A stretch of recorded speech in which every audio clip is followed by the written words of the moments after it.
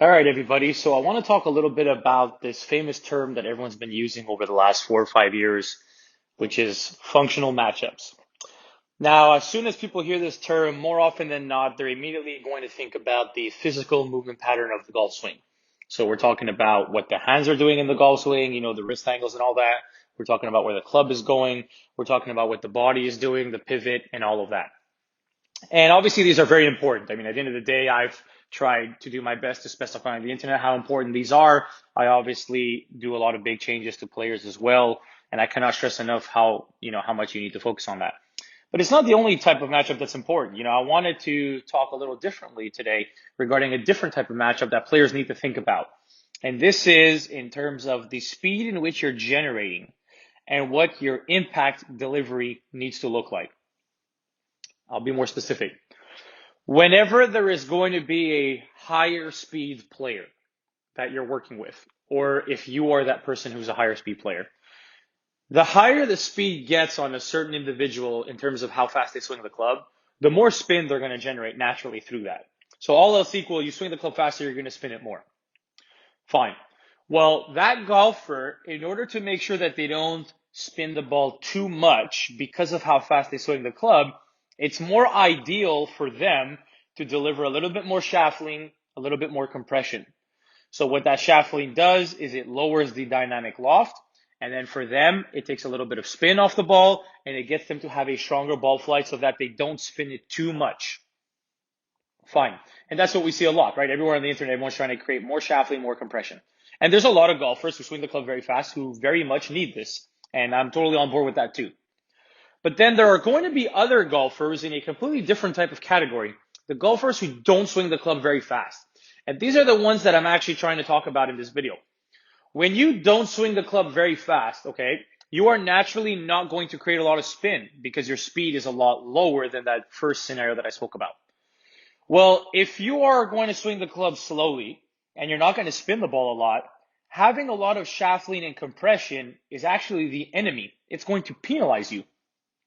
What does shaft lean do as a whole?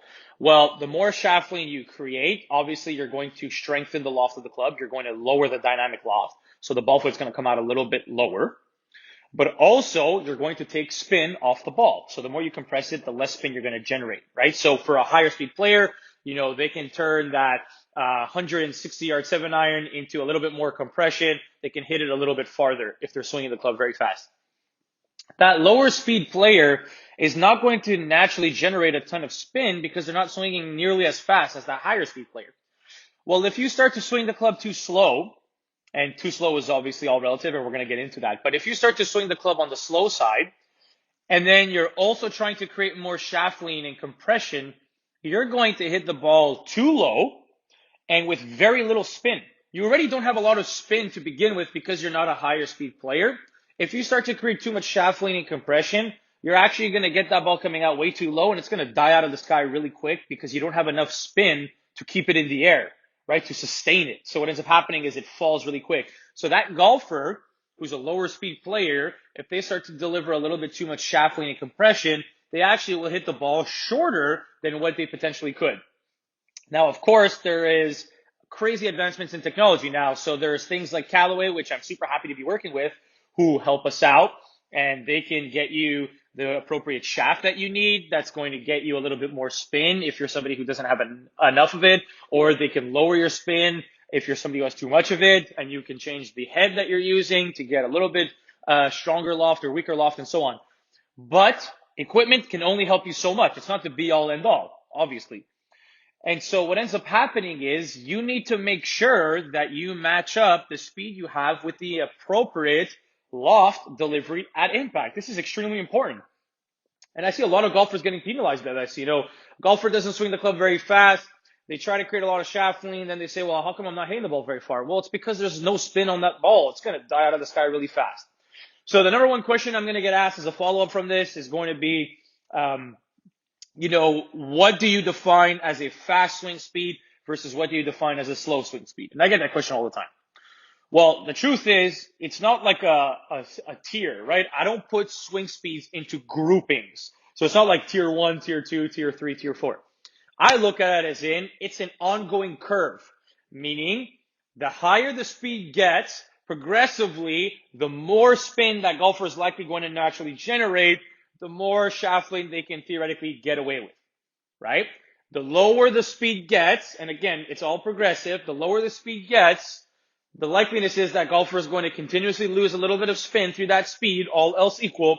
That golfer maybe needs a little bit more loft to help the ball get up in the air because they don't have a lot of speed. And that loft with a little bit less shaft lean is going to help them create a little bit more spin so that you can keep the ball in the air. And again, this is a matchup that is very important to look at if you're that type of player. So if you don't swing the club very fast, creating too much shaft lean, too much compression, it's not going to help you keep the ball in the air or hit it very far. In fact, it's going to do the exact opposite. So I just wanted to film this video to give a little bit of insight as an introduction into this. You know, we can always go into more detail in the future. It's not like I have any sort of crazy chart that I use, but there is ranges of spin rates that I like to see with certain clubs in the bag. And, you know, we'll get into that into further videos. But I just want to start this off by saying, you know, if you're a higher speed player versus a lower speed player, your ideal impact position and delivery and dynamic loft and all that should not be the same if you have very different types of speeds. So think about this when you are working on your game, and I hope this helps.